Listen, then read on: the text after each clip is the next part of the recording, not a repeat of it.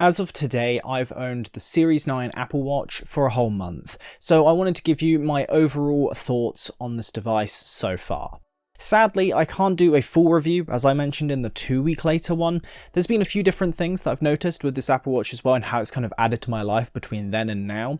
However, when it comes to it, I can't do a full review just yet. That will come as an extra video later down the road once the pinch feature actually gets added to this device. But as of right now, this does nothing. I've had many moments where it would actually have been useful to have, such as literally just a moment ago when I was carrying up my laptop and notebooks, and I then got a message from my girlfriend and I was like, oh, this would be helpful, but then you have to do the nose tap, which is obviously not ideal when you're meant to be able to do this for £400. So for this device, I ended up going for the 45mm with a blue braided strap. It is also in Starlight. I ended up going for those two because it ended up blending together really well to have a versatile watch to wear that doesn't just look like a sports band all the time. Obviously, it still does from time to time. However, this actually works with many different outfits, so it means that I can actually use it and not just feel like I'm using a smartwatch all the time, because I love actual analog watches. So it's been really nice to use this instead recently, being able to track my sleep, general health data all day instead of, wearing a regular watch all the time. Now I wear those watches when I'm wanting to dress up a little bit more.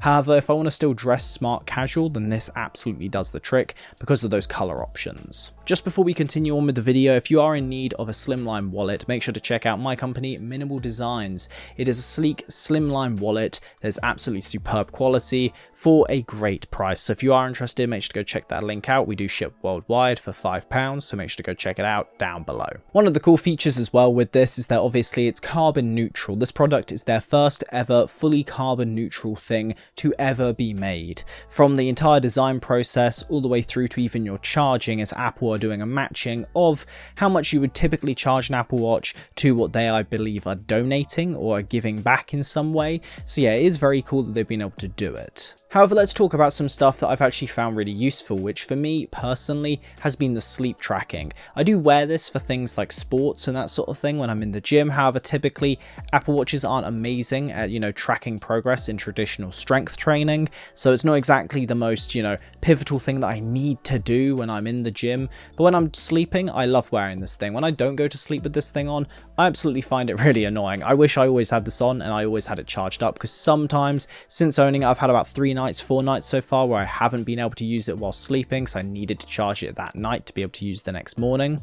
But with it, it has allowed me to actually track my sleep and actually learn a bit more about why I end up waking up feeling awful. A good example of this was today.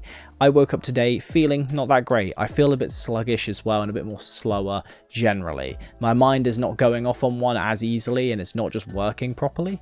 And the main reason for that is because I ended up eating food last night, probably about an hour before going to bed, and I woke up so many times during my sleep. It was incredibly annoying, and yeah, it does show in the Apple Watch data as well, which is really nice to see that I can actually see a clear version of what happened to the experience that I actually had as well. So it's been really nice to use and actually learn a bit more about my sleep patterns and trying to dial in that part of my life. I've also found it really handy when on holiday. A lot of the time I was using Apple Maps, and with that it means that you can end up connecting it to your Apple Watch, and it just means you can walk around, not have it on your phone all the time, and just look down at your watch and easily see where you need to be going instead of having to massively think about it, holding your phone out all the time, especially in a country that you're unknown of. You don't know what you could be doing, or if your phone could just be taken off you at any point. So it's really nice just to be able to look down at your watch, easily know where you have to go, and not have to worry about it. And with the Apple Maps situation, I want to talk about the battery life, as I actually was really pleasantly surprised.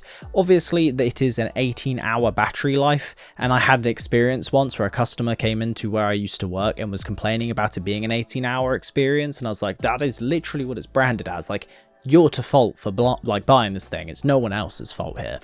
But when it comes to it, I have actually found an amazing progress with the Apple Watch battery, especially with maps. With my Series 5, whenever I'd be running maps on it, it would always, and I mean always, it would die within like 3 hours, 2 hours. With this, I was able to go whole days of using this. We were walking around Rome, for example, and when we were going around there, I'd have Apple Maps open for like 2-3 hours straight, and I'd still have 50% battery left once it was done. It was absolutely superb in comparison to using it on previous builds when away on holiday. Now, in regards to it, is this necessarily the Apple Watch you should be upgrading to? And I think that's the question a lot of people will have moving into this video, or just generally looking back wanting to know.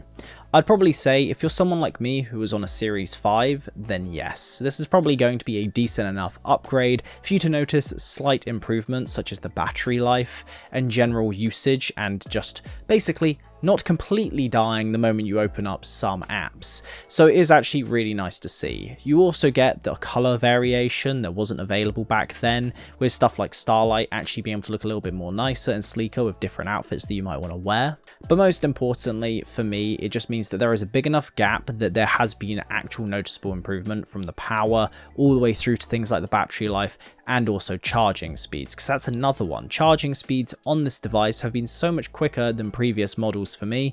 With the Series 5, I remember having to put it on and have to sit there for like an hour and a half, 2 hours. Now this thing can just sit there on the side for maybe 45 minutes, and normally it's fully charged by the end of that. So I would probably say if you're someone like me who was on a Series 5, then I would 100% say it's worth the upgrade. But if you're on a Series 6, 7 or 8, yeah, there's no point. Obviously, we all know Apple Watches in particular, they have extremely incremental improvements. So instead of, let's say, an iPhone 10 to 12 or even 13, where you see those actual improvements and they're worthwhile for those customers, with an Apple Watch, it just isn't the case in most scenarios. So like I said, Series 5 users and back, then make sure that this is the next one that you upgrade to, or maybe, to be honest, even a Series 8, because they are very similar generally speaking. But yes, overall, I would still recommend this watch, and I do think it is worth the money, especially if you're someone like me who upgraded from a Series 5 that I had for about 3-4 years. With that all being said, if you guys did enjoy this video, make sure to leave a like and do subscribe for more tech content moving forward. I upload 2 videos every single week. Next one, I'm not 100% sure on what it's going to be. I think it's about a lens, and then hopefully about a keyboard very soon, hopefully, an unboxing anyway. So yeah, if you are interested in seeing those, make sure to hit that subscribe button. Make sure to like the video if you do enjoy content like this moving forward. If you want to learn about what accessories are amazing for your iPhone, make sure to check out this video on screen right now. I've got 5 accessories in that video that is absolutely superb for the brand new iPhone, so if you do need that, make sure to go check that out. With that all being said, I'll see you guys in the next one. Have a good one.